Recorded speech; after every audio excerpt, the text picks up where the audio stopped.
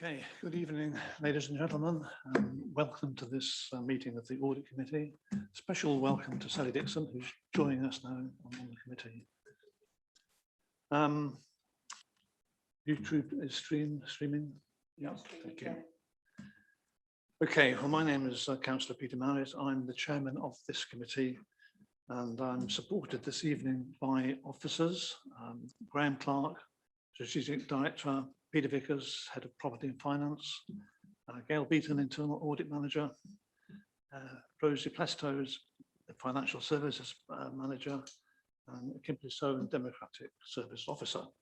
We've also got Zach Elwood, Head of Planning, and Sally Busby from the Planning on Zoom.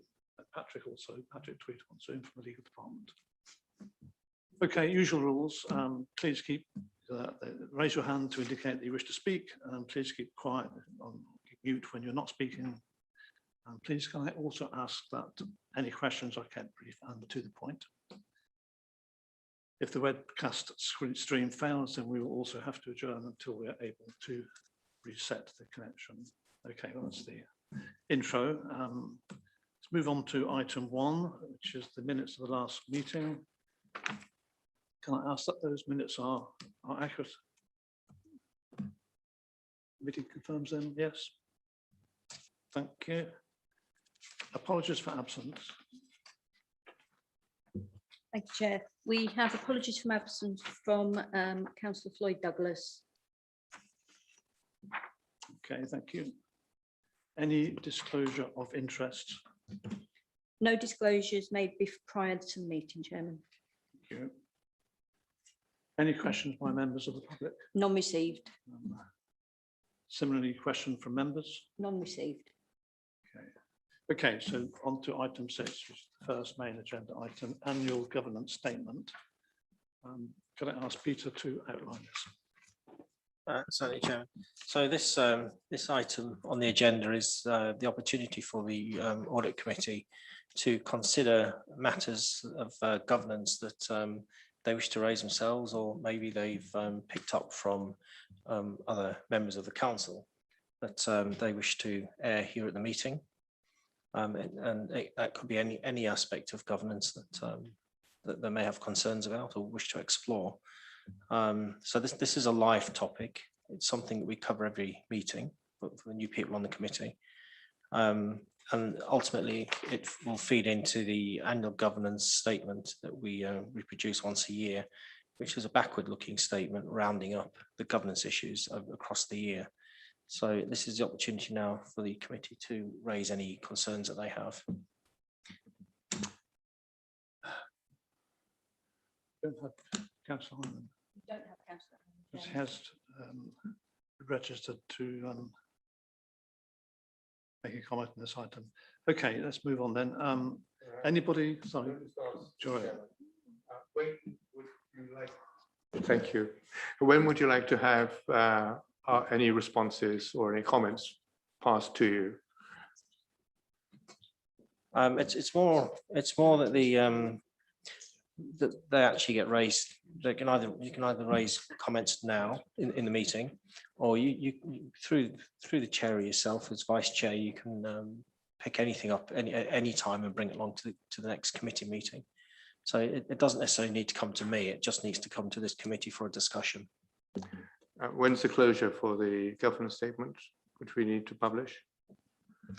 So technically, that's closed as far as the 2021 financial year is concerned. But governance is a live issue.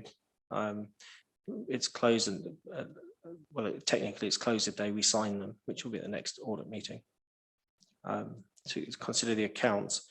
So if there was something of great significance that actually was effectively something that was going on during 2021, then we'd have to consider that. Otherwise, if there was a governance issue that's raised now that isn't particularly backward looking as such, it's just a future concern. It's something we'd cover in the next annual governance statement. Thank you. Nice.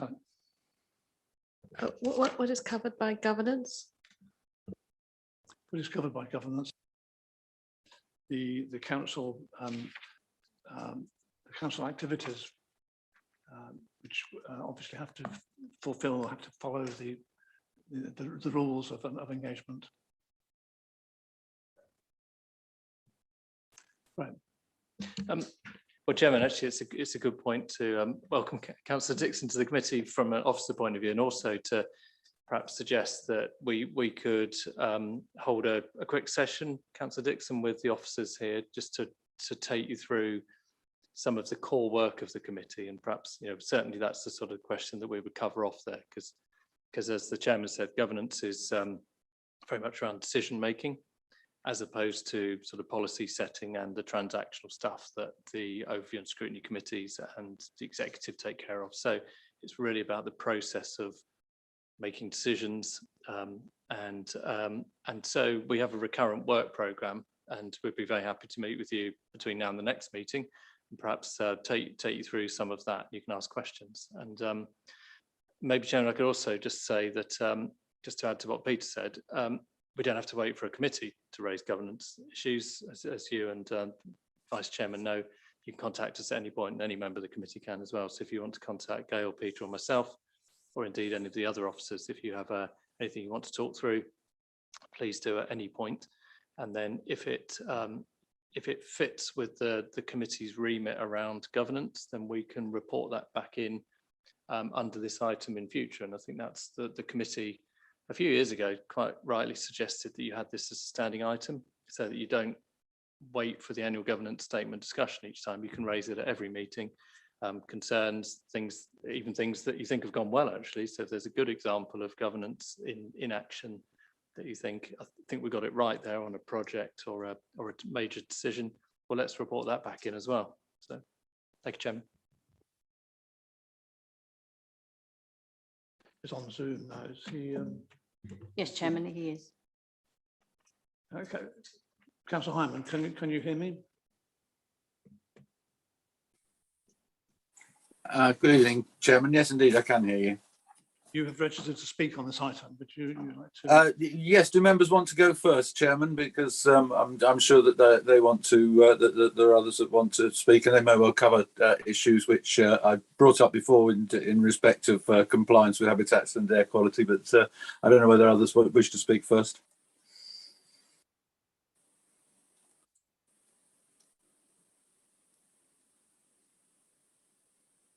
I've lost you. Sorry, Councillor Hyman, can you carry on with your statement? Oh, okay. Thank you. Yes, it really is a matter of really in respect of our responsibilities, in respect now that we are effectively teamed up with Guildford Borough Council through shared chief executive and in future with further sharing. Obviously, that means that we now have a responsibility in respect of ensuring, in terms of governance, that a much larger area of Waverley and a much larger area of Surrey is compliant with the relevant legislation in respect of habitats and air quality, and ensuring that we, as part of that, are doing our part. And what do we do? The question really is, what do we as councillors, what is our responsibility in respect of ensuring compliance right across the board? Clearly, we can't have Waverley and Guildford taking different positions in respect of air quality and habitats and other environmental responsibilities. So, how do we as councillors stand if we are in terms of our forward planning? Obviously, the local plan for Guildford is at the moment being reviewed. I don't know what stage they're at with that review. We're going to have a review ourselves, and there obviously is the danger and the risk that we are taking a different position to Guildford in respect of that. How do we ensure that Guildford and Waverley have a common governance structure, and how do we ensure that our constitutions are going to tie up to make sure that we are either both non-compliant, as we are at the moment in both respects, I don't know about Guildford's position in respect of air quality. We have a common position at the moment, but that won't necessarily carry on now that we've got particularly a moratorium in place across much of West Sussex as well in habitats. Where do we stand as far as councillors having to ensure, which is in the code of conduct and through the Nolan principles, where do we stand ensuring that Guildford councillors are doing their bit if we do so?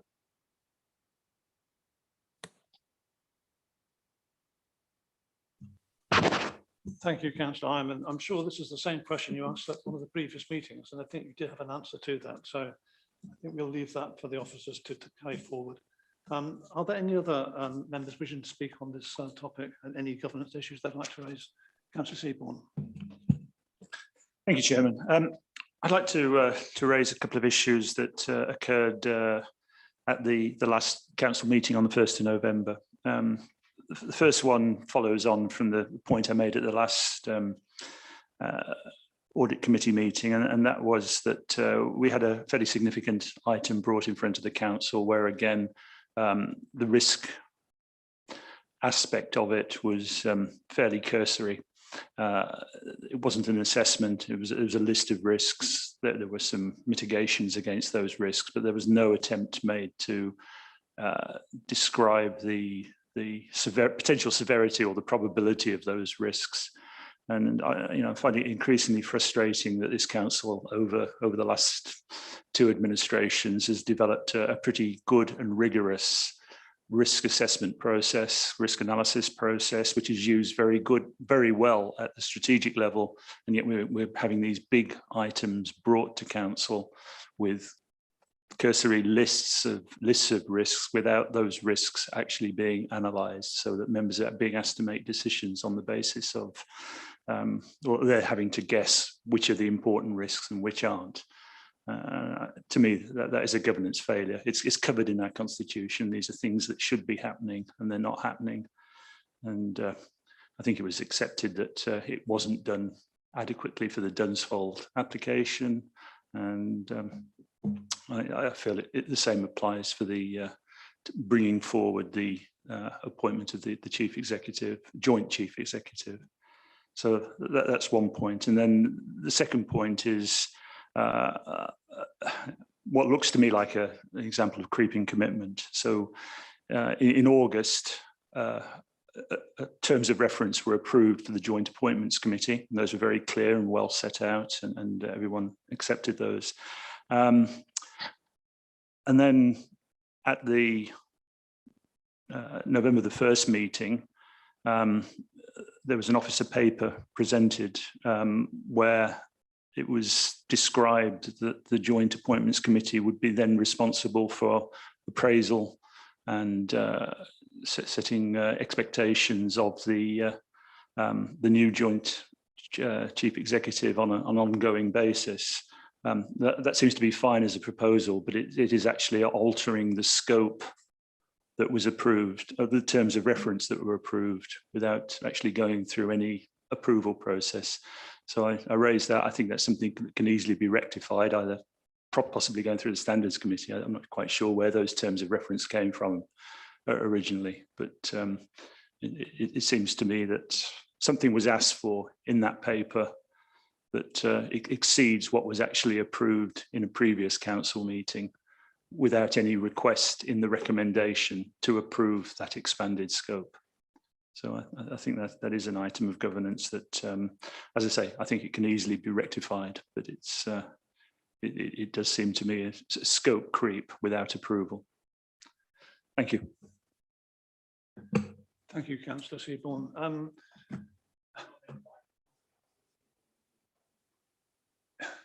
Yes, if you... Thank you, Chair, for letting me just speak on that. The Joint Appointments Committee, just to comment on that, the leader of Guildford and myself, we are the ones that have the delegated authority to appraise the chief executives, and so took the decision that if we were going to appraise a joint chief executive, the JAC is the only place that we could realistically do that. And as such, because it's operating on our own authority, it's something that we could just ask the JAC to do. But just to give you some assurances, we are going to relook at the terms of reference of the JAC because actually it should probably have a more useful ongoing function than just that. Thank you, Chair. Thank you, Councillor Byers. Peter, the issue on risk governance, is that something you'd like to comment on? Not immediately, Chair. I need to consider Councillor Seaborn's proposition and against actually what was in those documents again, and to see what merits in there. Yeah, Chairman, just a general point. I mean, one thing that the Audit Committee can do is to pass comments and observations to the executive directly. That's within the terms of reference. So, you know, as the committee have done before, if it has concerns about an element of decision making that falls within this committee's remit in terms of governance, but it's a decision making process within the executive's remit, then the Audit Committee can pass that observation straight to the executive, and the executive can consider that. So if the committee has a general either concern or a request around the consideration of risk in decision making, then obviously the more specific that can be, then that can be passed through to the executive, and then the executive can give that due consideration. So that's a mechanism that the Audit Committee's used before. So I think if that's what the committee agree you'd like to do, alternatively, you can just ask Peter and I as officers to look at the policy and see whether it's fit for purpose and meets the specific examples that Councillor Seaborn's mentioned. Thank you, Graham. Councillor Seaborn, how would you like to play this? I think the suggestion that if colleagues are in agreement that the points I've made are valid about the risk, then sending a comment back to executive, asking that future decisions have a more wholesome risk assessment accompanying them, so that members don't have to try and work out for themselves what the key risks are. I think that would be a useful first step, because certainly the list of risks for the joint appointment came from the consultant work that was presented to us, and that consultant work suggested itself that those risks needed to be expanded on before serious decisions were made, and that clearly hadn't happened. So I think Graham's suggestion that if colleagues are supportive, that we suggest to the executive that future decisions should involve a more wholesome risk assessment rather than just lists of risks, because that's not an assessment. That's the first step of an assessment. As I said, we've developed a good track record. We've developed a good set of tools. Peter, Patrick, they're pretty adept at doing all this at the strategic level, but getting it done for important decisions as well, I think will serve the council well. Thank you. Thank you. Councillor Gray. Thank you, Mr. Chairman. I think just two observations on that. I think one, Councillor Seaborn's quite right that we should bring it to the attention, the concern to the executive, but also we should be doing it to officers. It's officers who prepare the papers and set the standards. And I do think that we need to have a slightly more rigorous approach to coming in there. I mean, just basically passing a risk paper come from an outside consultant and passing it on to the council, I don't think is necessarily adequate. I think it does need to be appraised and summarised and brought into our format. So I would ask the officers to think about this as well as the executive. Jim, can I just pass a comment back? So there was, I think Councillor Seaborn, I remember at the council meeting, whether it's the August or the July one, I can't remember now, but there was quite a long list that officers had prepared of risk scenarios. I think the comment from Councillor Seaborn and possibly someone else at the council was that they hadn't gone to the next stage of the evaluation with the matrix. And I think, given that the Audit Committee has, as councillors rightly say, has developed that approach, I think if you feel you'd like to see that approach more robustly applied, that's feedback to officers, and if you want to pass that back to the executive, that's a route you can take. Yeah, from my point of view, the risk table that you've generated is a generic table.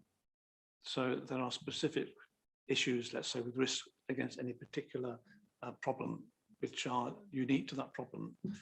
So you're suggesting we then deal with that,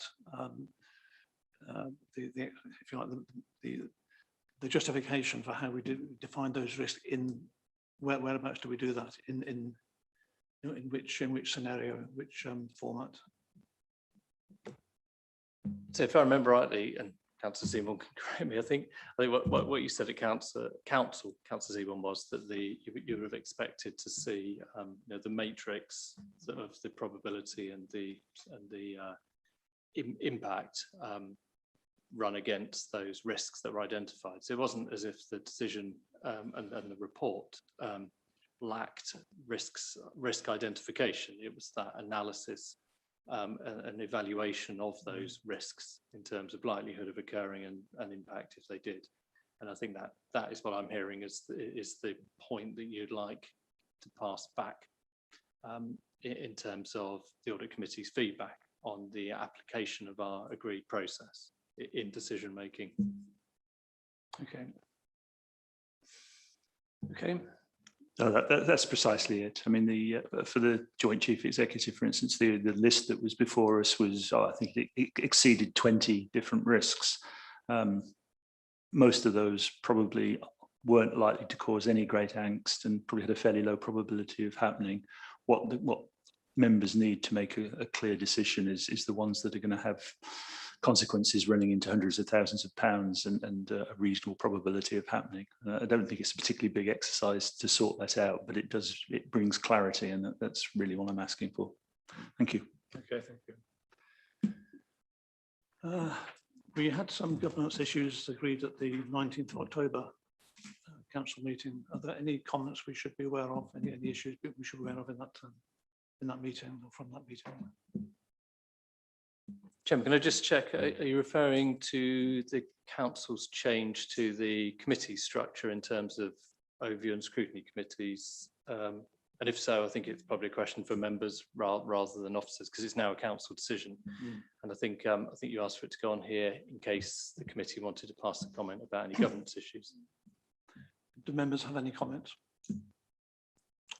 No. Okay, thank you. And then also we have Zach Elwood online. Zach, can you give us an update on the governance issues surrounding the planning aspects that we've been talking about? Do you mean, sorry, Chair, do you mean specifically in terms of habitats regulations assessments or in general?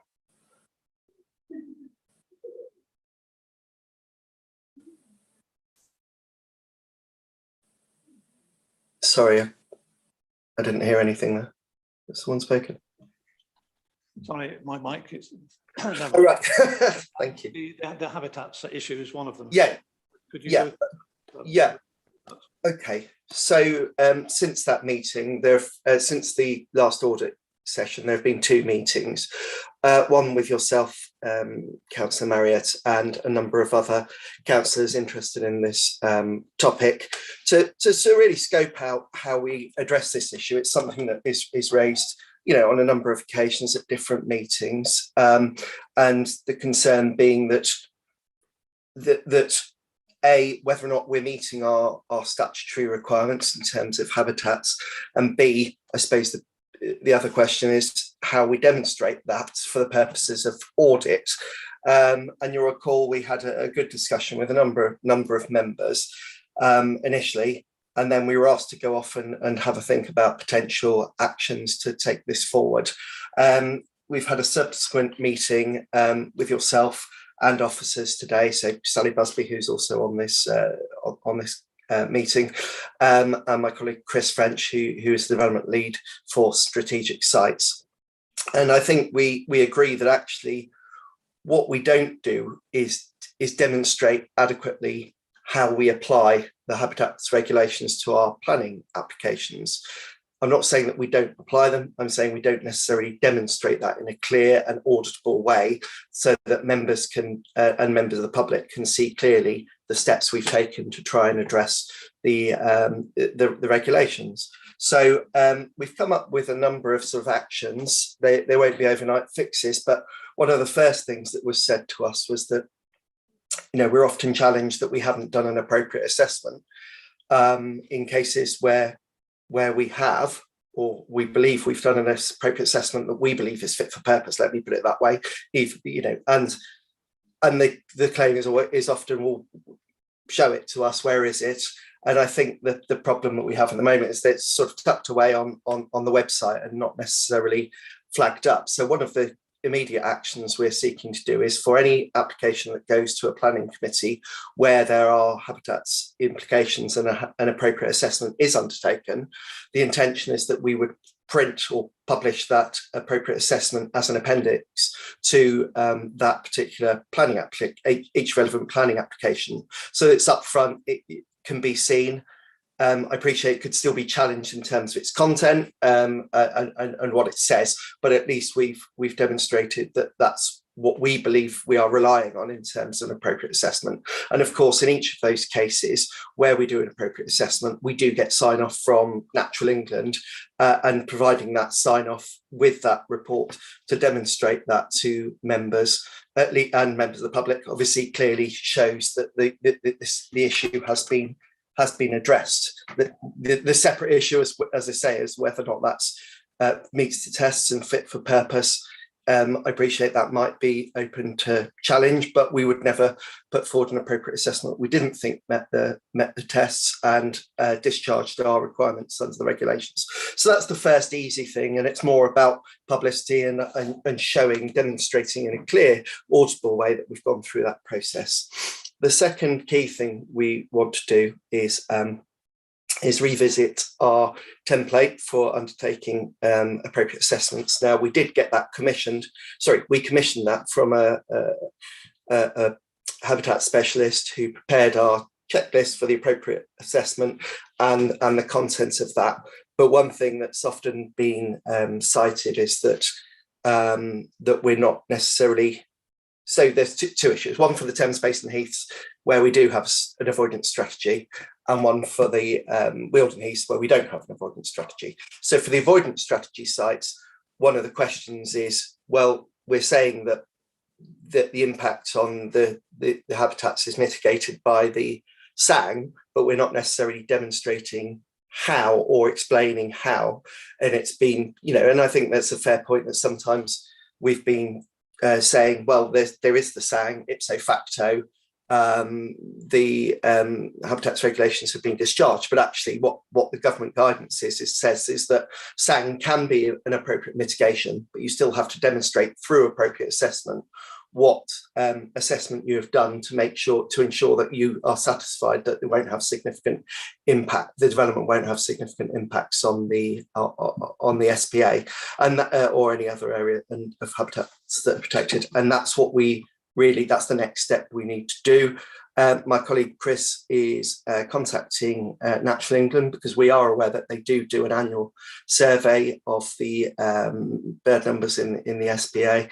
But what they've been reliant on in the past is the citation, and that was discussed at the Dunsfold ONS last week. So we're seeking to get a situation where we provide additional information in our appropriate assessments, which will then be published, to go that step further to demonstrate that even where we're reliant on Thames Basin Heaths SANG, to demonstrate that why we believe that is an appropriate mitigation and that the impacts, that the habitats impacts would not be significant.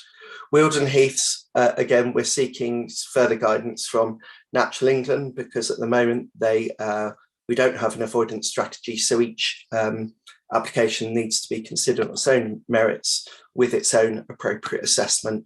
And again, the intention is to publicise those with committee reports. Obviously, it doesn't mean we're not doing them for delegated reports. They're still done, but they will just be published online in accordance with our usual practice. But the intention is very much to be able to identify where we've undertaken the assessments and how we've met the requirements, and that these are properly logged and registered, so that anyone wanting to look at the record can find that easily. Thank you. Thank you, Zach. Could you explain what you mean by avoidance strategy? Okay, so the council has adopted the Thames Basin Heaths.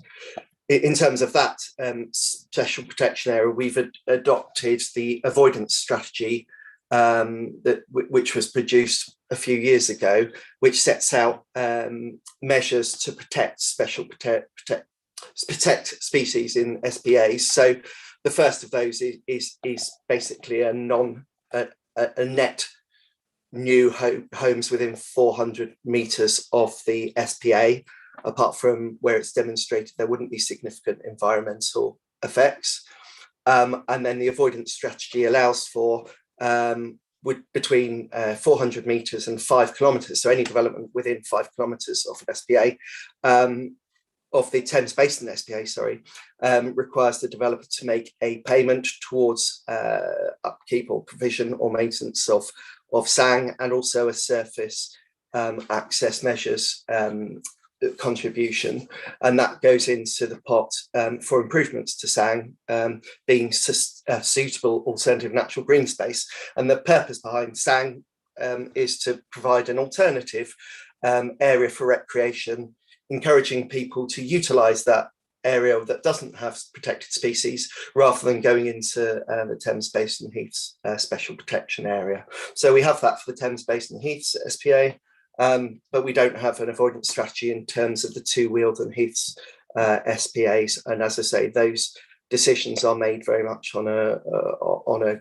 case-by-case basis in terms of whether or not there would be significant harm before any mitigation is taken into consideration, because it's not, as I'm sure we pointed out, it's not good enough to just say there is mitigation, therefore we can screen out HRA from the Sweetman judgment. We do have to go that step further and assess it at the time of the application.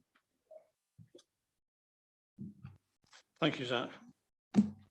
Going down this route of what you described there, is that something you can bring back to this committee, say after Christmas, and not the next audit committee, because that's going to be purely on the accounts, but say the first audit meeting after, or in the new year, is that something you could have in place by then? Yeah, I'm sure that's absolutely achievable. Yeah.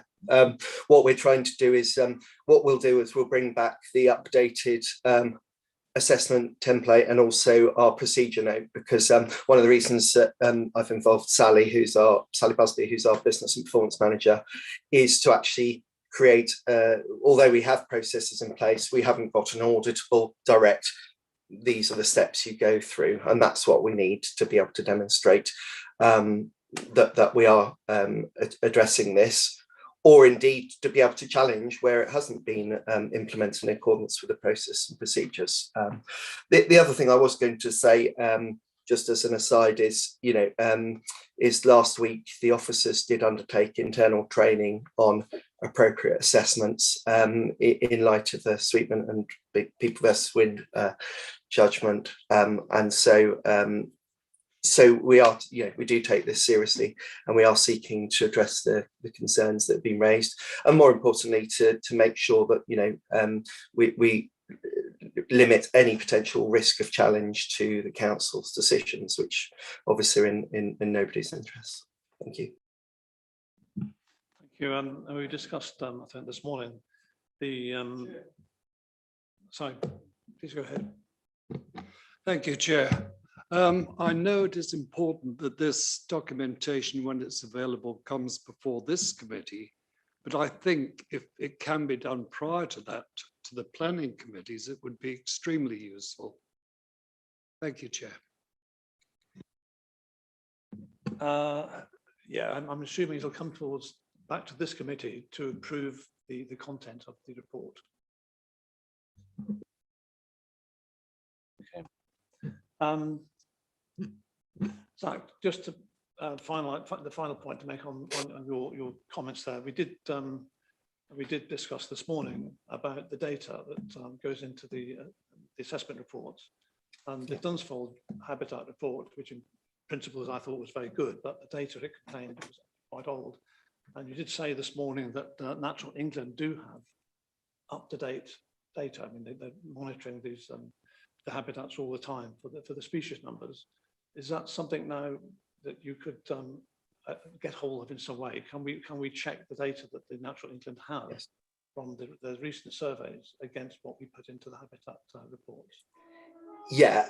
I mean, in terms of the report that went on the Dunsfold last week, as was quoted in the document, they were basically quoting the citation from, I think it was 1996, with the bird numbers there.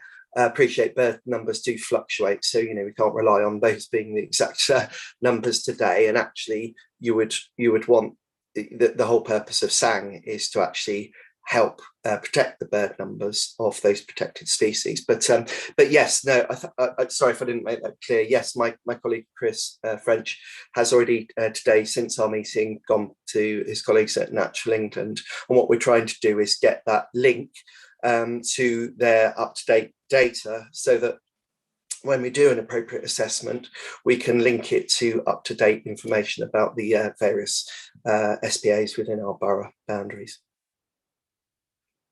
Yes, thank you, Zach. Yeah, I really appreciate the data. I mean, it fluctuates, obviously, so it's only there as an indication of the numbers at any one time. But that'd be useful to have, I think.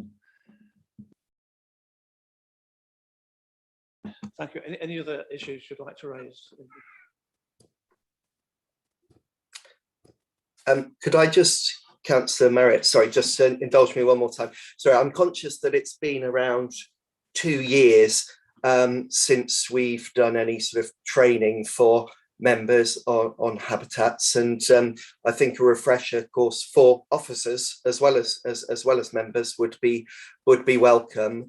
Obviously, we had a session on the 1st of November, which was a general overview on defensible decision making, and in that there was discussion about habitats, but I did say that I felt that we should have a separate session on that, and that was genuine. It wasn't just putting the councillor off. I was basically saying that we really need to give it its own focus. So there's another session on the 22nd, which will be more workshop focused, but my intention would be that we do undertake, and this partly comes back to Councillor George Wilson's point, that we do undertake some further training, particularly with committee members and subs on how to apply the habitats regulations. Obviously, it wouldn't be me doing that. I'm no expert in habitats, but we would get in someone from Natural England, hopefully, or another accredited body to come in and give that training to members. Thank you, sir. I think that would be very useful. Would members be happy to attend such a workshop? Yes. Lots of nods, so perhaps we can look at setting that up at some point in the future. Thank you.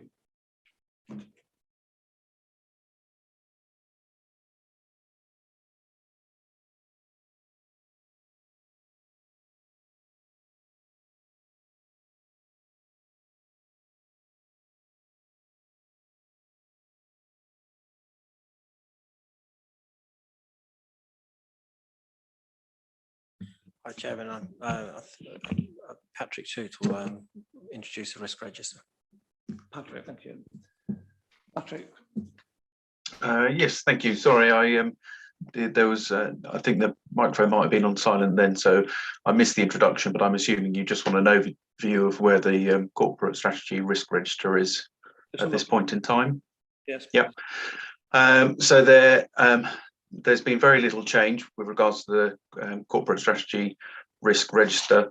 The biggest change since this was last brought for audit was 2 risks have been removed.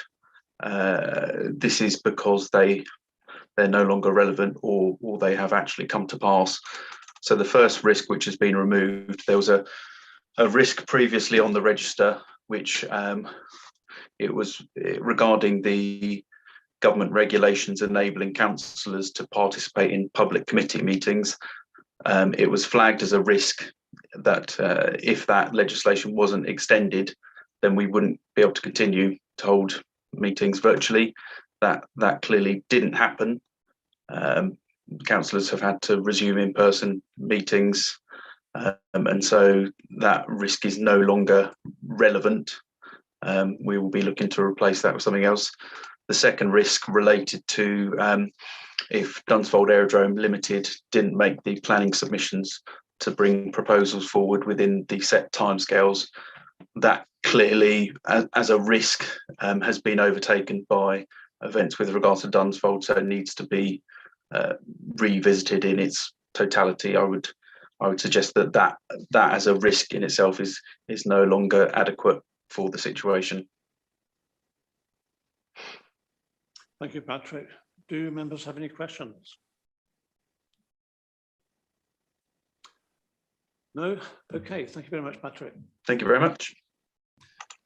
Okay, let's move on to item 8, which is the Berries Development Project. Now, Councillor Hyman, you've registered to speak on this.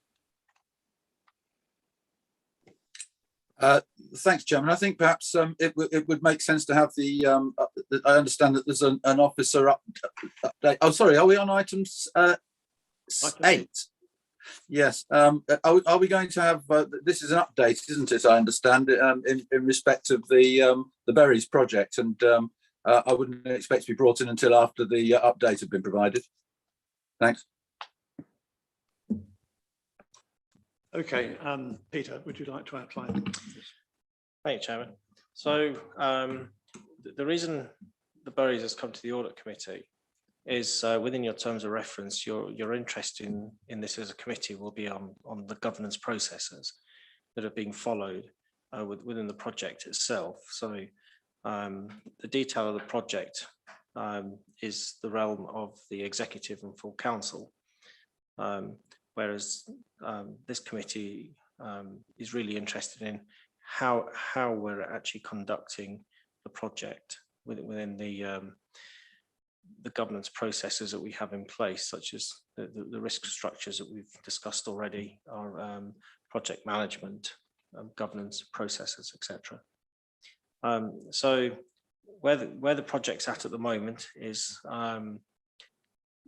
we've had a options appraisal, which is a very wide-angled options appraisal, which is phase 1 through some external consultants. There were 10 options identified, which got narrowed down to 3. We're now in the middle of a second review of those fewer options, doing a much more detailed evaluation. With intention in the new year to bring them back to executive to move the project forward. In terms of the governance processes, we followed council's procurement rules to acquire the correct consultancy to enable the project to happen. We followed our internal regs in terms of making sure we had the correct permissions around budget to be able to appoint consultants. And the terms of reference for the project itself have been through executive. So the point of bringing it here really is to invite the committee to possibly set up an informal session, an hour maybe, to just walk through the project from a governance perspective to understand where we're at the moment, get sight of the risk registers that are sitting there, and the other, the PID and everything else that's in place, to just to appraise that, to satisfy yourselves that we are, as an officer group, following due diligence as far as this project's concerned. Thank you, Peter. Are members happy to do that? Sorry, Councillor Gray. Thank you. I think if I could just pick up on something that Peter said in there about responsibilities.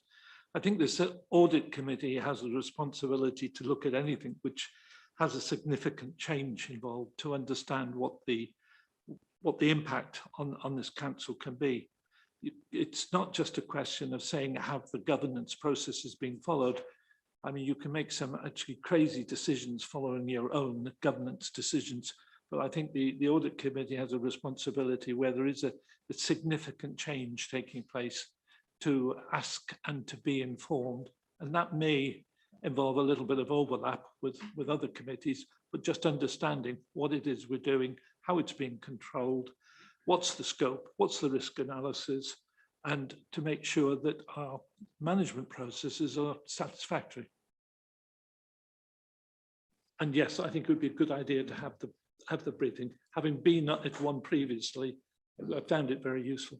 Yes, thank you. I guess that would answer some of the questions then if we go through that process. Could you set that up, Peter, and get that organised? Certainly, Chairman, I'll have that arranged. Thank you. Councillor Hyman. Yes, thank you, Chairman. Well, and thank you very much for that update. I think this very much links into what Councillor Seaborn and also Councillor Gray just now making comments regarding having proper risk assessments and everything that Zach said in his response, which I thank him.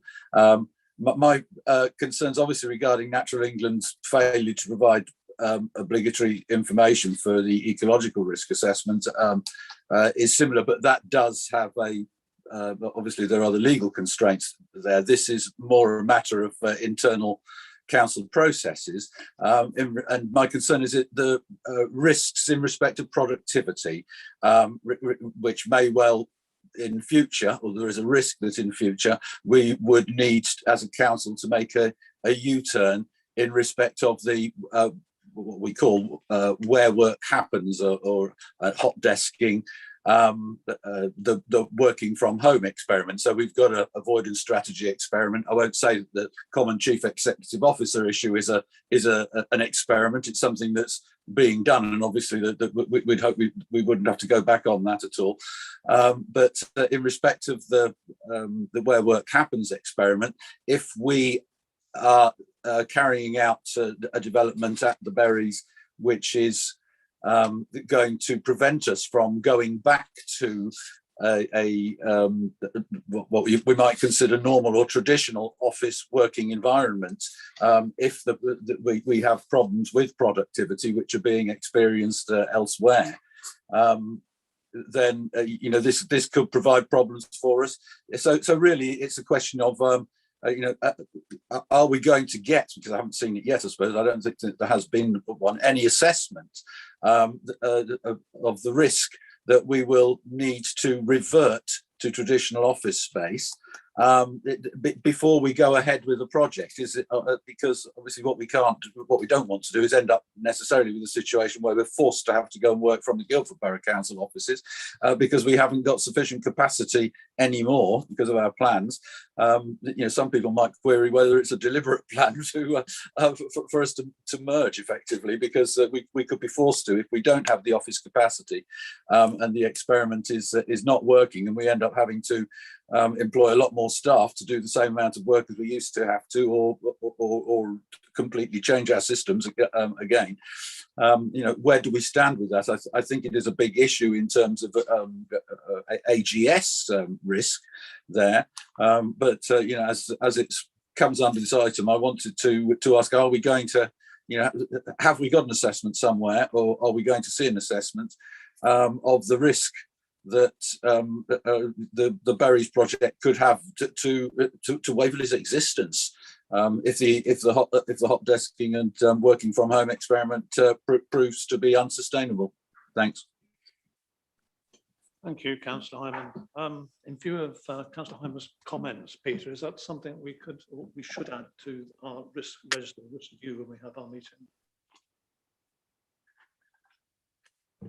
Chair, I think just from my perspective, I think it's adequately covered within the project framework as it stands. It's something we can actually look at as a group when we come together as a committee to check that that's being addressed. Okay, thank you. Okay, Any other comments from members on the various project? Right. Chairman, I need to say that I think we will need to make sure that this group focuses on the audit committee's remit around risk and governance, because there's already a board that's considering this property project, and there's the business transformation side, and that's subject to scrutiny by the policy scrutiny committee. So we just got to avoid that overlap and make sure that the committee here is focusing on that risk and governance aspect, which is fine. I think that's where you can add value. What we don't want to do is be getting into the decision making around value for money moving forward in a way that the audit committee, the scrutiny committee will be scrutinising the decision of the executive and the council going forward.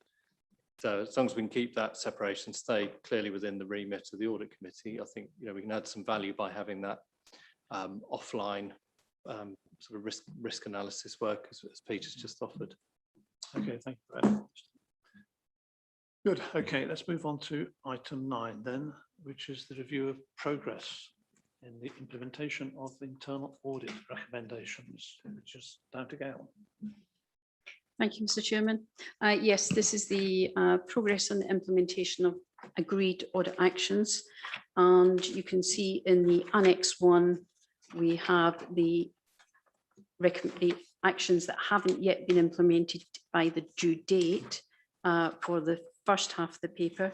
But on page 11, sorry, no, it's not, sorry, page 12, where you have recommendations relating to the head of service, Peter Vickers, and also Hugh Wagstaff. Those recommendations are not yet due until the 30th of November. So it was just a point for the committee. Those recommendations relating on page 10, which relate to head of service Andrew Smith, you will see on Annex 2, there's requests for an extension for those particular recommendations. And for the recommendations relating to the head of planning and economic development, Zach, I think, and probably Sally is going to talk us through the recommendations that are down for implementation within their service area.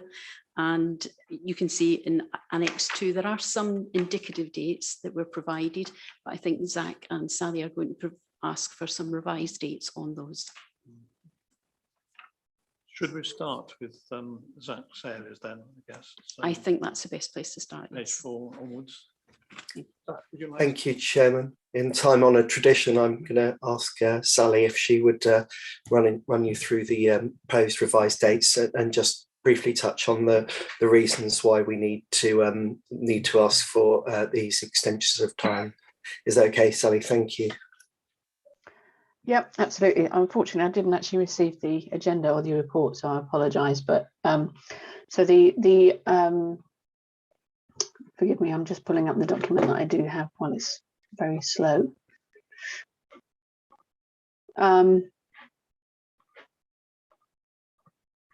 I've just received it now. Thank you very much. So the just to go through the items that were outstanding. So the target response times was internal audit action number 20.8001. The main framework of the end-to-end processing system is in place with Horizon. We have identified some outstanding snagging items which we're working with the developers to get fixed. The expected completion date for the first sign off of the initial DM project is the 1st of January 2022. Planning enforcement plan. Now I know from my understanding that with Vicky Chularton that Zach also has a framework of that at the moment that's available, but that's still under review. The reconciliation, which is audit action 17.001. I'd need some clarification from StatMap, which is what I'm waiting for. I have discussed it with Richard Moss this morning. But we do know that the transaction ID is automatically being brought in from Horizon, but there is some manual intervention being done.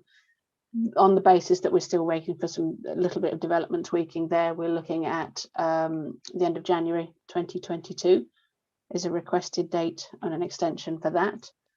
Pre-apps, that service, as you know, was suspended. We are looking for a bit of development work that we're finishing against that, and hoping to have that anticipated to be restarted by in November, in this month. So we're looking for an extension through to the end of November if possible. Planning procedure notes. This is a work in progress document with the ongoing snagging items that we're seeing with Horizon. The process notes are kind of being updated on a daily basis as it stands at the moment, but we've got a validation process note in completion, and we're working with the development leads on getting the next stage of the end-to-end process completed. So our end goal is to have online FAQs, videos, and full process note manual that's going to be searchable.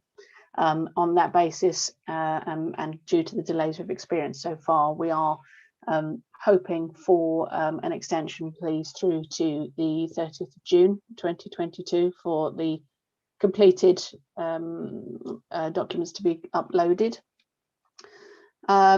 Automated payment extraction, that is in testing snagging stage at the moment. So I've requested a 31st of January 2022 to give us a time to do full testing and regression. Spot checks, we will, as I mentioned earlier, we are imminently about to be signing off the DM module in Horizon. They have been carried out throughout the entire development stage with a support contact in the department. And again, once we've had the final snagging complete, hopefully by the 31st of January 2022, we'll be able to do that, an accurate spot check on the completion of the fully rounded system.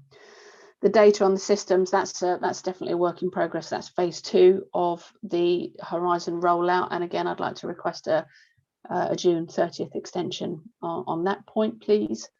And again, the final procedure note is the same as my earlier point, 17.003, that they are a work in progress, but hopefully be updated by June 2022.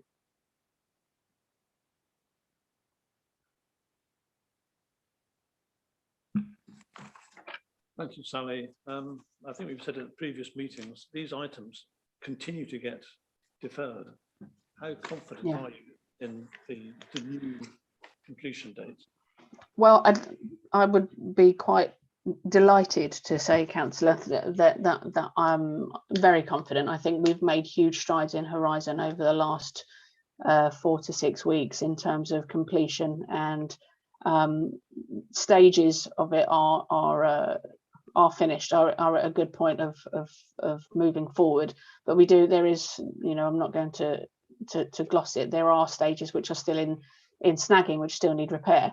But I have taken that into account in the new lead times that I've requested. I'm sorry, the new expected dates that I have requested in these comments. What perhaps a question aimed at Zach. What steps have you taken, Zach, on these issues? Because I say that there seems to be some very fundamental problems in this aspect of the code development.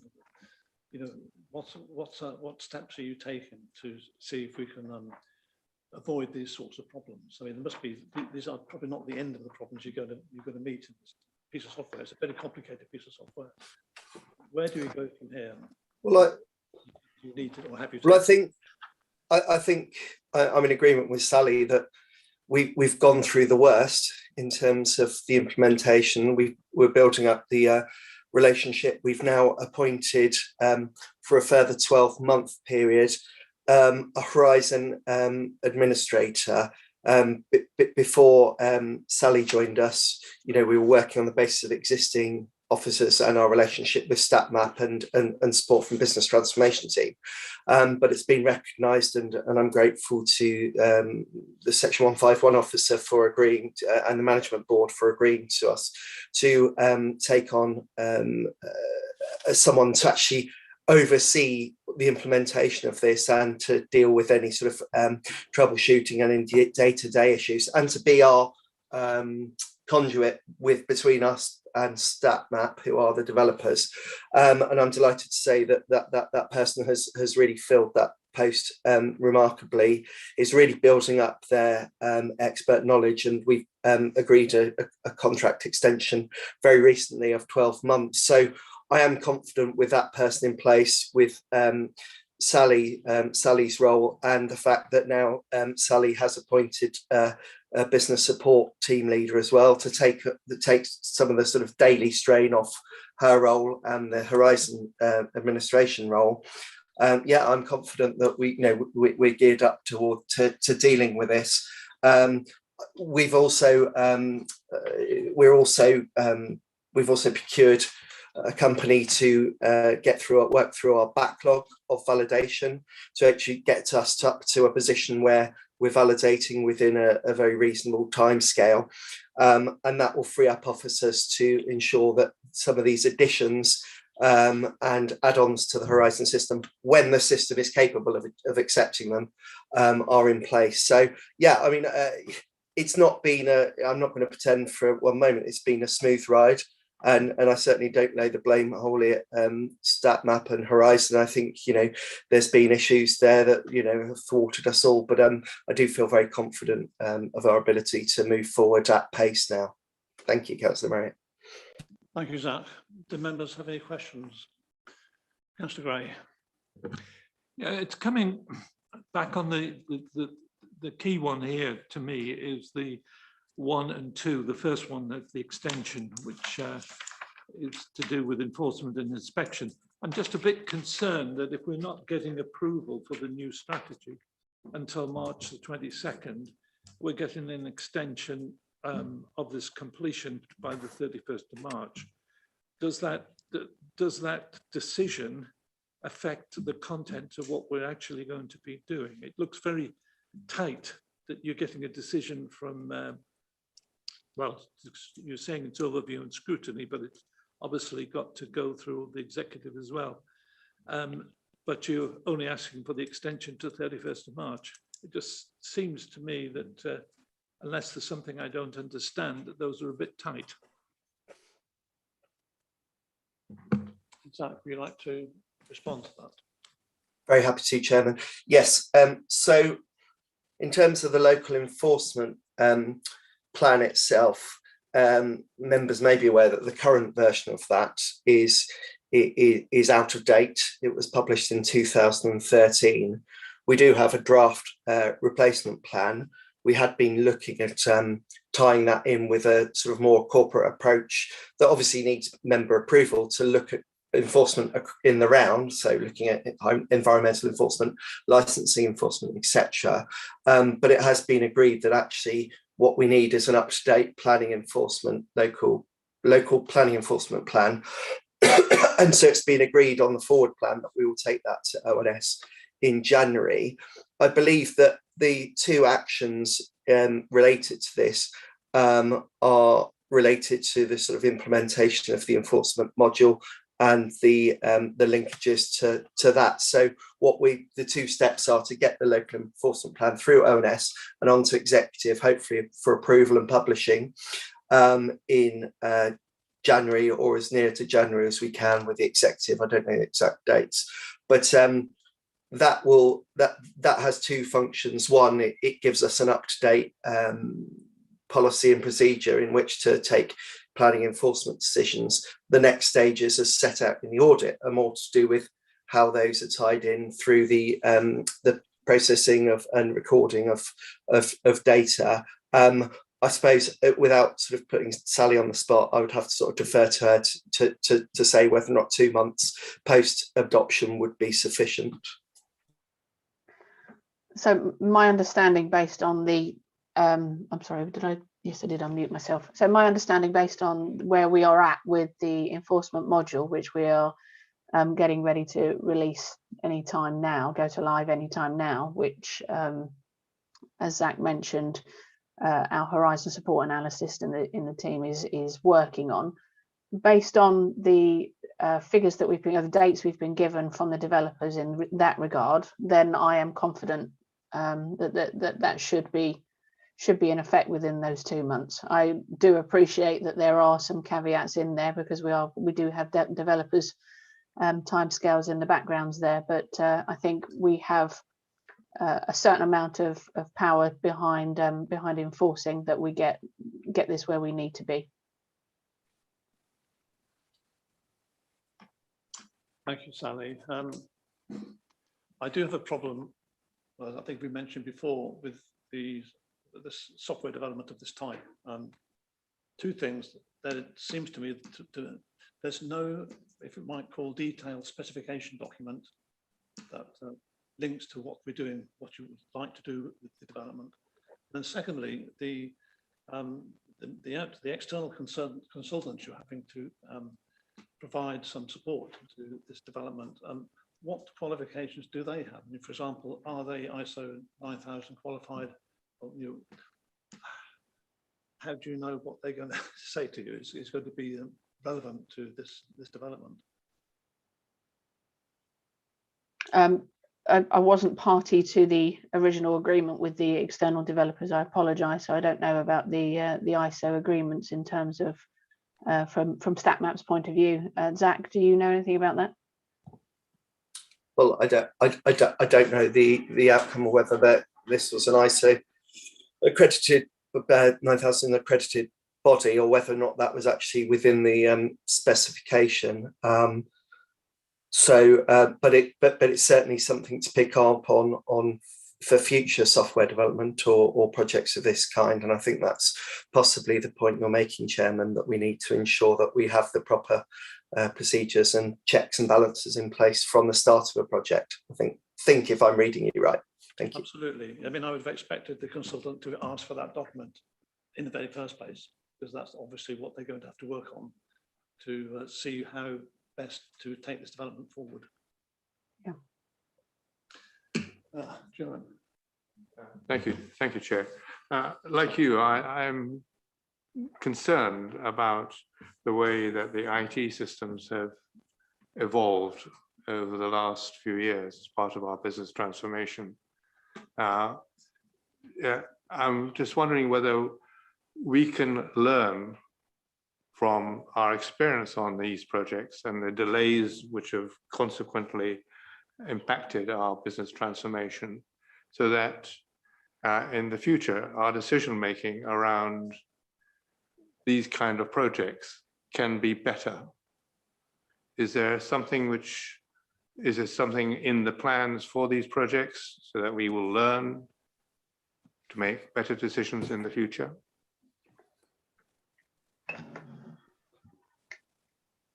Chairman, are you happy for me to come back? Yes, please do. Yeah, just to report that in terms of the Project Horizon scheme itself, we're just in the process of agreeing a scope for an actual audit of the implementation of Horizon in the planning service. I know Sally actually has a meeting tomorrow with the Southern, so we've appointed the Southern Internal Audit Partnership. I think they're based in East Hampshire County Council, sorry, to undertake an audit of Horizon. We received a scope document on Friday. I've just gone through it and it seems to capture the key issues, but I know Sally is meeting with the author of that tomorrow, and the audit itself will take place starting later this month and going into December. And certainly that's something that we would want to bring back to the audit committee in the new year. Whether or not that would be at the first one in the new year or not, probably not, because of the time it takes to get the report and agree, etc. But yeah, certainly I think that's a very valid point from Councillor Davison, and we will bring that forward. I sense that can be probably a good learning lesson for other areas of our organisation as well. Yes, agreed, and I'm sure that the strategic director will take that away and report that into the management team. Thank you. Councillor Seaborn. Thank you, Chair. Yeah, building on the comments, I totally endorse the need to get that audit carried out. I'm concerned that given that we're now hearing of closeout dates well into next year, whether starting an audit this month is actually premature, because this is going to be a key piece of learning. I mean, from where I'm sitting at the moment, this is a case study in an opportunity for improvement. I'm being polite there. There's requests for extensions here, and I don't see that we have any alternative but to agree to them. But it's absolutely critical that we understand why we've got into this situation. I may not have listened correctly at briefings, but I was kind of under the impression that the world would be well by September in planning it, instead of which most of my mail is, on planning issues, is trying to explain to residents why their applications haven't been validated, way beyond determination date, etc., etc. It's not something we should have got ourselves into. So maybe it's something for the next agenda item, because I'd noted that Gail has it down for an audit. I think we ought to query how much resource goes into that and the timing, because it absolutely has to be done right. Thank you. Yes, thank you. Right. Well, Chairman, just on a sort of a wider point, and I mean, the decision to build the new planning system in the way that we've done predates Sally and Zach by some way. So, none of this, the origins of the system happened on, whilst either of my colleagues on the screen here were in post. It was something that predates that, actually. And in fact, we went through building control first. So, there's a load of wider issues here around the planning service, and Councillor Seaborn's just mentioned some of them, and I think Horizon's becoming, the name that people are associating with the delays, etc. There are a whole bundle of other reasons behind it, not least obviously the impact of last year, recruitment issues, and other things. And on the 1st of December, Zach, Sally and myself are running a session for all councillors. It'll be a hybrid in here and on the screen to update members on where we are at. And at that point, Zach and Sally would have engaged with a number of town and parish councils. We've got a planning agents forum as well later in November. That will probably be quite a rough ride. But we're keen, and Zach and Sally are keen to get out there and talk to people, listen to people. Because things, whilst we're caught in a bit of a time lag with the backlog, things are stabilising. I mean, Horizon has been the system that we've used now since the 1st of April. We haven't used any other system. That has been our system. So, so it is becoming more stable as we go on. And a number of these things here are really important to the operating of the system, but they're things that Sally is working closely with the developer to build alongside it. But it's been our functioning planning system for a number of months now. So the backlog's another thing. We had a backlog before we went live on Horizon for a number of reasons. Sally's now engaged an external firm to come in and clear that backlog. They're on site, they're starting to clear that, and that will be done over the next few weeks. And so there's a whole bundle of things, and to spare you committee time tonight, because it probably goes way beyond the remit of this item, I would just urge members to sort of come along, and if you can't come along on the first, join via Zoom, or it will be recorded listening, just for that update on where we are with the whole of the planning service, because it's such an important service. It's in the spotlight all the time. Everyone cares about planning in an area like this, and quite rightly too. So we'll give you an update on all aspects of it. I think coming back to Councillor Davis's point about systems, I think you were going beyond just the planning system and sort of generally around IT, and I think you're absolutely right. Let's always sort of pause for thought afterwards, and we often ask Gail to do a post-implementation review, either Gail or the contractor, whenever we put a new system in, no matter how big or small. If it's a critical part of our IT infrastructure, we need to learn, and we often actually get fairly close to a clean bill of health. So we do have quite a few systems that are implemented very successfully, on time and on budget, and Linda Frame and her IT team are exceptionally good at that. but we don't always get it right. And that this, you know, we've chosen a particular route to implement this. We understood the risks at the start. It has taken longer, and it's come sort of at a perfect storm and a moment in time to cut across and go live. So as I say, we'll update you on all of that, but an absolutely valid point about the stopping and reflecting once we put in a business critical system, and that's what we must do here. So I actually wouldn't want, because the implementation of the core system has happened, I actually wouldn't want to pause with Southern Internal Audit Partnership. I think we should press on with that. Except, you know, we haven't got full functionality implemented, and that's likely to take a little while longer. But I think just that audit of the core functionality, the interfaces with the other system, not least the planning portal and our payments, I think we can do now, because that's up and running and has been for long enough now for the auditors to take a representative sample of transactions. So I think that I wouldn't really want to wait, actually. I think we need to press on and do that. So in terms of percentage completion, where are we? 80%, 90%? Well, Chairman, some of the percentages you see on here are 80 and 90 on the audit here. So it's, you know, we're not staring at a load of zeros here. A lot of that work, I think what Sally and Zach were saying is, you know, we're at a point now where we can't progress them to completion until other things fall into place. There's a critical path here with this, and we're fighting with, as I say, backlog and rising case numbers. Quite a few councils over the last few months suspended their pre-app. You know, we didn't want to do that. That was the last resort, but it was one of the only discretionary things we could control and take the pressure off the team.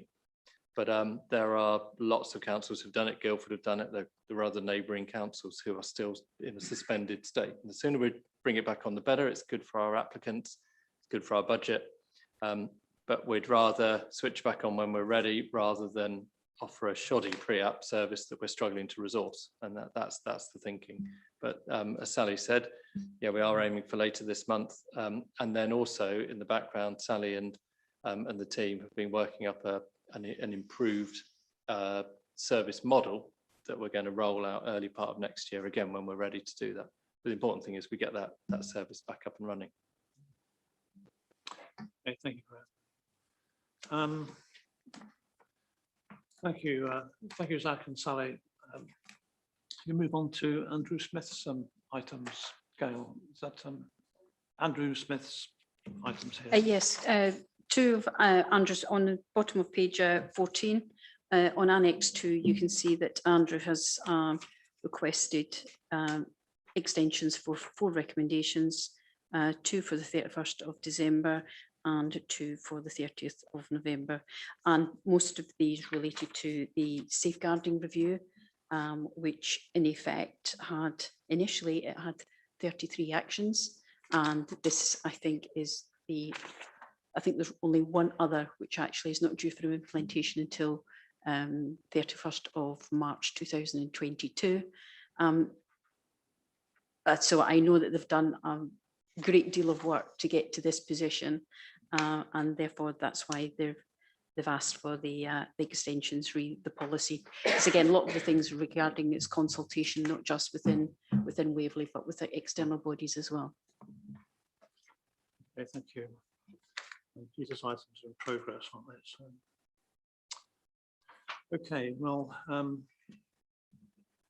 we have a recommendation. I mean, I guess as Councillor Seaporn said, we've got no option really, have we? We've considered the information and identified actions that need to be taken. And so the justification for the request for a change in the agreed target dates and management actions listed in Annex 1 and 2.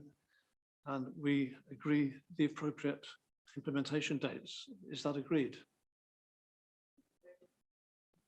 Thank you. Thank you, Gail. Thank you, Chairman. Okay. Right, move on to item 10, review of the progress in achieving the audit plan, which is on page 15 to 32. So this is Gail again. Yes, Mr. Chairman, this provides the committee with an update as to the progress of the internal audit plan as agreed by the committee at the March committee. And as you can see, there are the volume of work, there's about 35% complete and there's 40% in progress. And part of those that are in progress is where the audit outlines have been drawn up, but the majority of the work will not be completed until the last quarter, which will be between January and March. As you can see, there is one particular review that I have in page, I've got to get my pages now, agenda, where we have the loan working policy is marked as complete. As yet, at the point when I produced this report, I hadn't issued that report. It has now been issued as a final. And the rest of the reviews, you can see that we have are making progress in the relevant quarters. There are, I will point out, there's 2 reviews on page 28, which relates to property tenure and gas servicing of gas boilers, which I put my hands up to. They relate to reviews that I'll be carrying out myself, but as my resource has been deployed for other reviews, I haven't yet got into those. And the contractor they are making good progress on the rest of the plan that has been allocated to them. And page 31 gives an indication of the budget position for the service. And any questions? Sorry.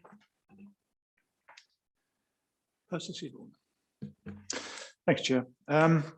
Yeah, back to the previous item, just the horizon planning system. Do you think 10 days is going to be enough for that? It's a really important piece of work. You know, there's a lot of learning, hopefully, to come out of that should stand us in good stead for the future. And you know, the question is 10 days enough to ensure that it gets the rigor that I think we probably all feel it deserves. Thank you. Well, the 10 days that has been allocated, again, as Graham indicated, was to give the assurance on the core functions within that system. If we find that the days allocated are not sufficient, the contractor and I will discuss as to whether there needs to be an increase in days to make sure that there is sufficient coverage within that review.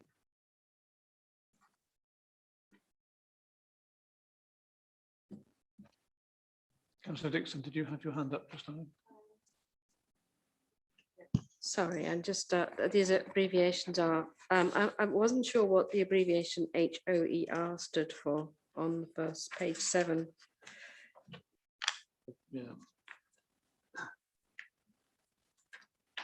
And then we've got, oh no, it's just that one really, rest of fine, absolutely. Sorry, the EOER is the head of environment and regulatory. Yes, it's a particular head of service. The audit sponsor is generally the head of service.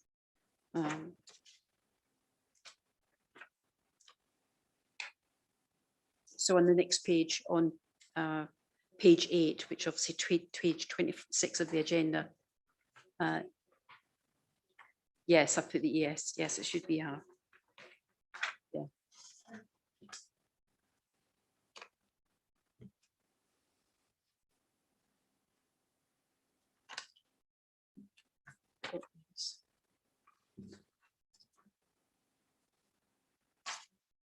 Any other comments? No, thank you, Gail. We have a recommendation. Committee notes the contents of the internal audit progress report as attached. Noted. Thank you. Okay, moving on to item 11, which is the fraud investigation summary, pages 33 to 38. Gail, could you advise us on this? Thank you, Mr. Chairman. Yes, the report gives an overview of the work that has been completed since the 30th of September and the success we've had in ensuring that our properties are being used the way they should be being used. And in the annex attached at page 37 in Annex 1 gives an overview for this quarter and obviously a comparison of full year totals for previous years. And as you can see there, even for the first half of the year, at the moment, the indicative savings are over £500,000, which is obviously at the moment comparable with last year's final year figures of £1 million. So we're actually on target to hopefully achieve similar savings to the council in that region. And one other point probably for our new member to the committee, you will see at the bottom of the page, we actually only have one full-time officer who deals with housing tenancy fraud investigation. So the return that we achieve on applying that resource is greatly exceeded.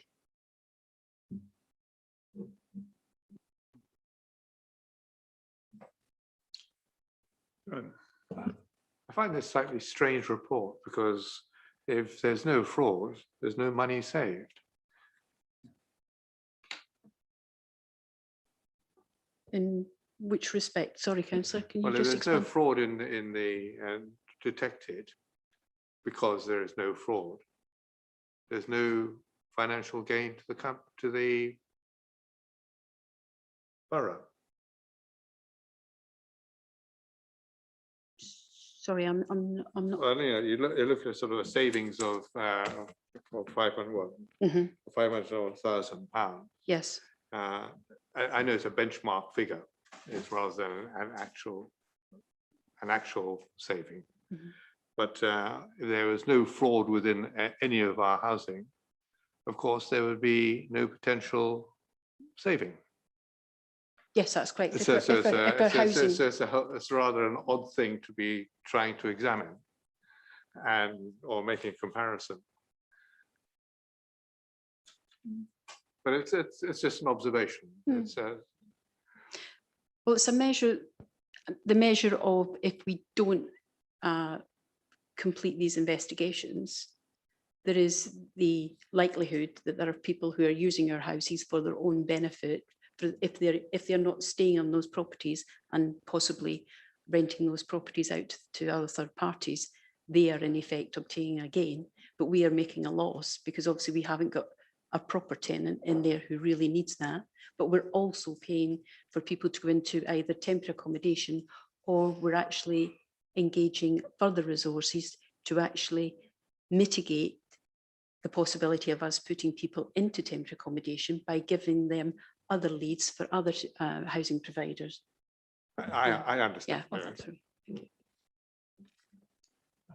Oh, okay, so. Yeah.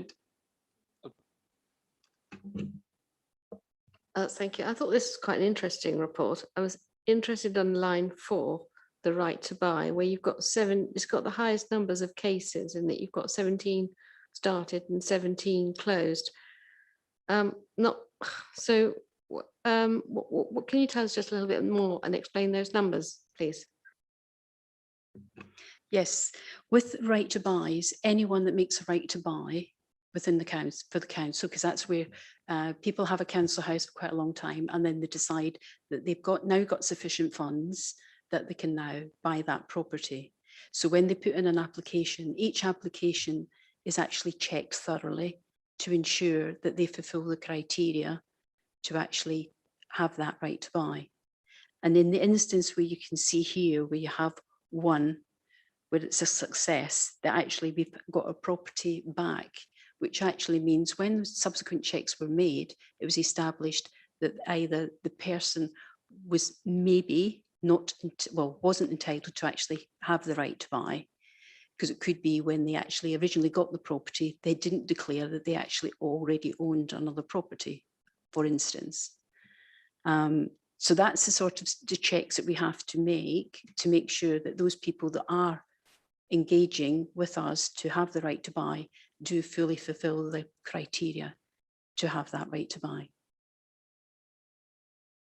And in this particular instance, you can see that they didn't fulfill the criteria, and rather than actually go through a lengthy court process, they decided that they would actually hand the property back and possibly go and live in the property that they previously hadn't declared to us that they owned.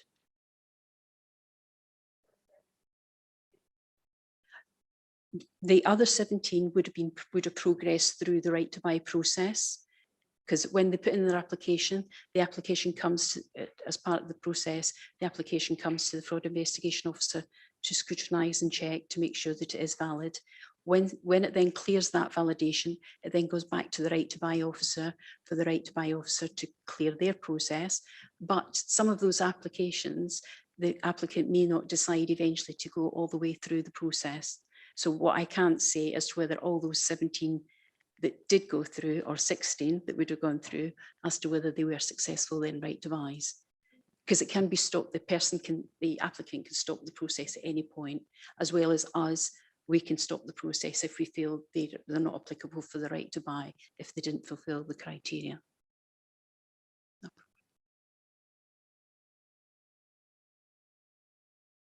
I think if we go back in time and if we look at some of the numbers for previous years, we did have a large number of cases that we were reviewing. But I think one of the impact of this exercise has been, one is fraud detection, but the other is fraud prevention. You've been very active in promoting the fact that we do fraud detection. And that actually, I think, acts as a stimulus to reduce the number of people who try to get away with it. I would ask whether you have reduced the number of cases you review, because they have gone down quite considerably over those 3 or 4 years. Are you getting better, or are you being more selective, or are you sampling less? But I certainly feel generally that this has been a very successful exercise. Thank you for that, Councillor. Yes, what you will see, there have been a drop in cases with regard to issues like mutual exchanges. As you will see, even in this year, we have actually, because mutual exchanges, when it's 2 parties are changing properties, and we have found that in previous years, the success, or shall we say, the validation of those applications have been fine, and there hasn't been anything wrong with those. So therefore, rather than wasting resources and looking at each of those to say they're fine, we've then actually been focusing on other cases. As I say, that's a for instance. And the other one, we have the council tax support and business rates. Those sort of cases only come up now when it's linked maybe to another type of application, maybe the social housing fraud side regarding applications, or in effect where we've been told it's the possibility that somebody has been subletting due to having other interests, etc. Yeah, thank you.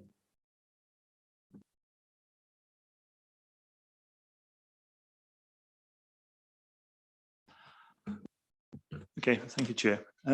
Yeah, what I'm about to suggest might be deemed heresy, so please burn me if it's not appropriate. But we've been seeing this report now at pretty much every meeting for about 6 or 7 years, and certainly when it started, that was absolutely appropriate because of the need to demonstrate the value of having this service.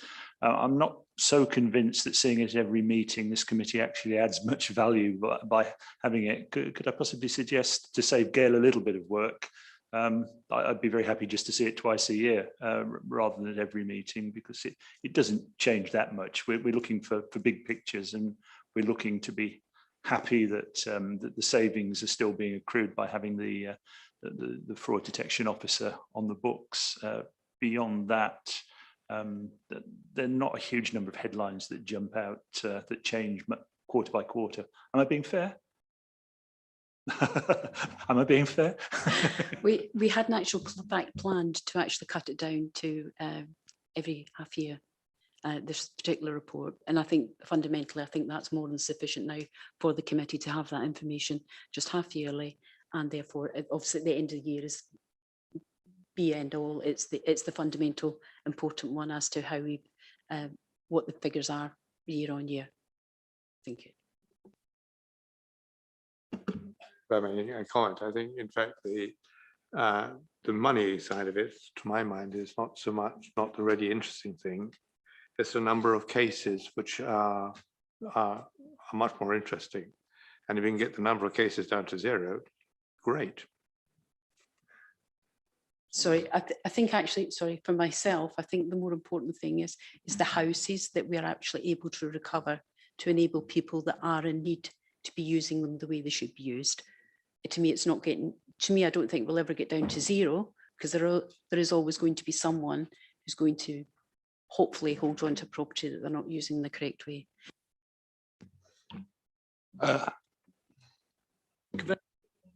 That, if you will let me, we can get it around to 0 by not doing it, which is what we used to have. And I think, and if it was 0, then I'd be very worried we weren't doing the fraud investigation. Thank you for letting me come back. Thank you, Chair. On basically a selfish suggestion, but I find that regardless of how tense the audit committee meetings can get, it is lovely to finish with Gail on a high, and it happens every meeting, so I would miss it terribly. Thank you, Chair.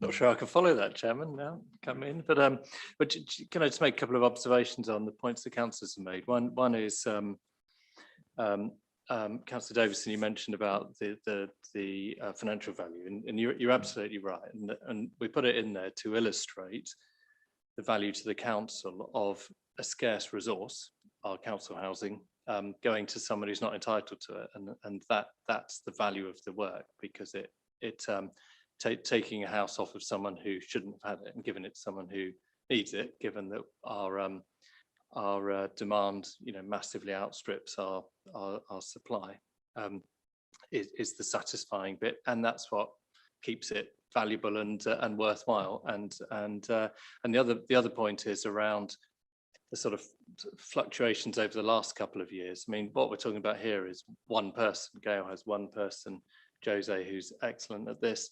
Now, clearly, there have been some periods of time between last March and now where he hasn't been able to do what he normally does, which is to get out there and meet people, interview people, etc., because of lockdowns and various other restrictions. And we redirected Jose onto business grants last year as well, and the controls around business grants when we were thrown into that very quickly by the government, and we needed to put those upfront controls, those fraudulent checks upfront. And as you know, our previous meeting, we've just had a clean bill of health from our audit on our business rates, and I think those measures that Peter and Gail put in place last year paid off, because the likes of Jose, his mindset is around fraud prevention. He was just the right person to put at the front end of that process. So that might sort of explain some of the dip over the last couple of years compared to previous years. Thank you, Chairman.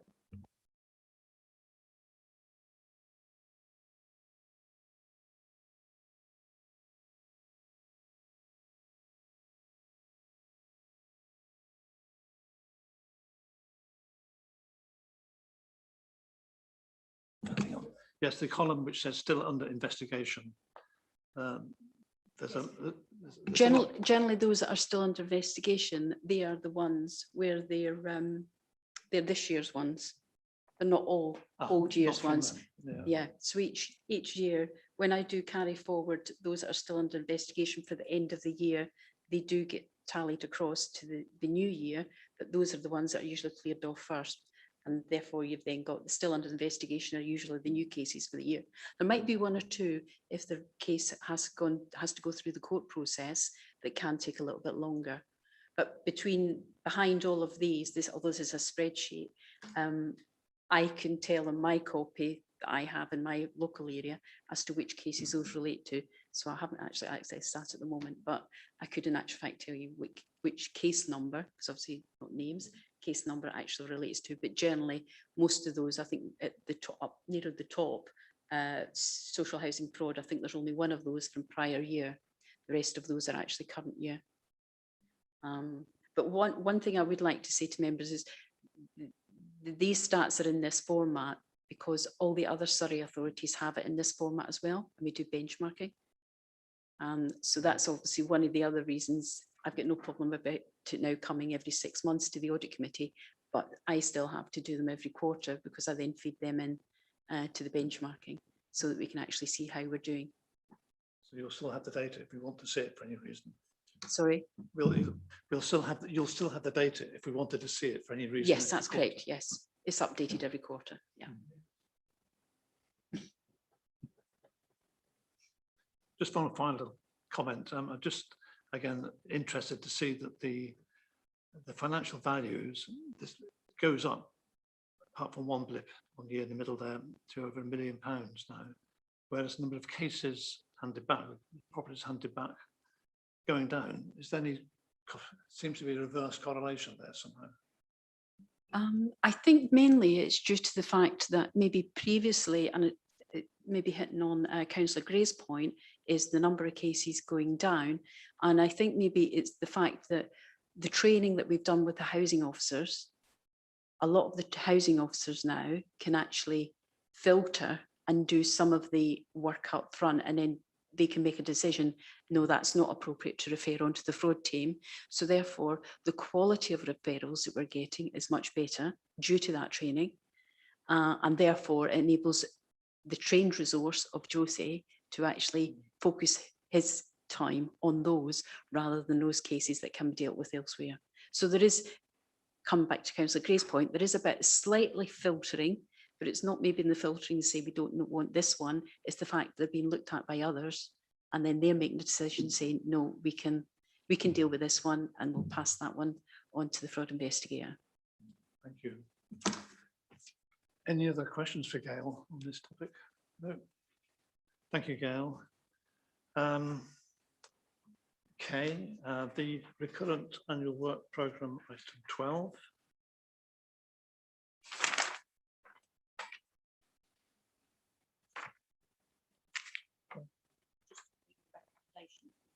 Oh, sorry, you're right, yes.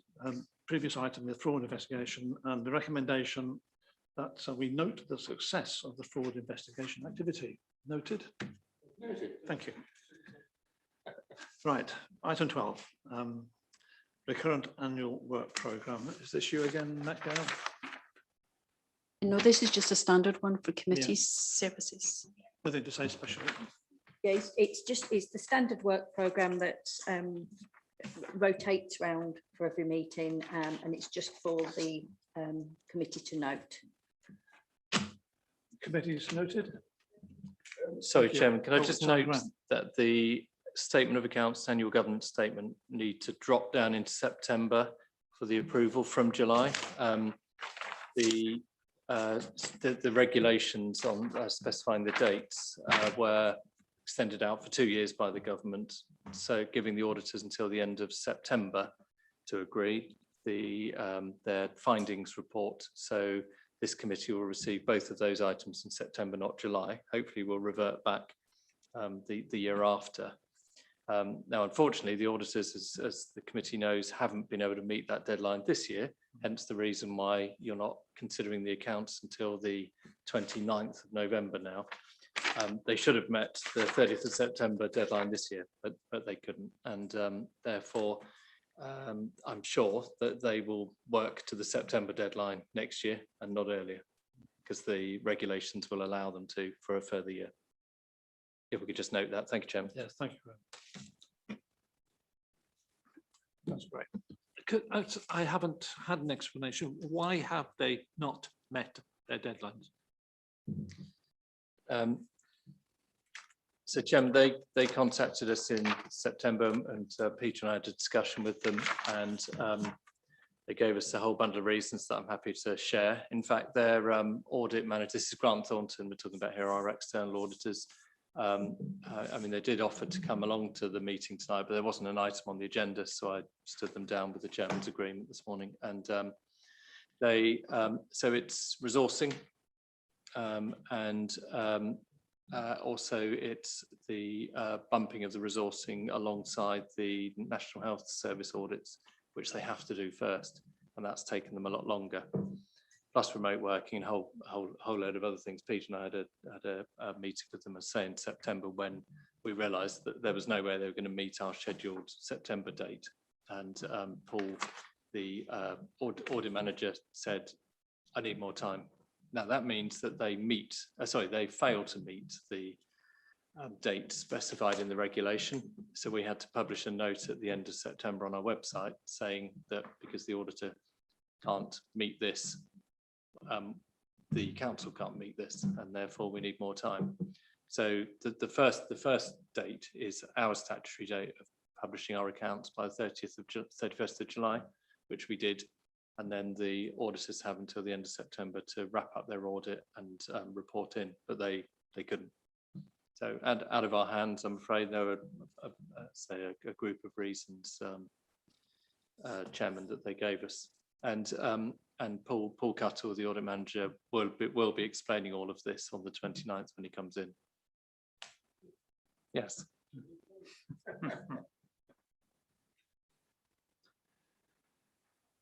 Thank you, Graham. Okay, I think we've reached the end of the agenda. So in that case, no further discussion, I declare the meeting closed. Thank you all very much for attending. Thank you.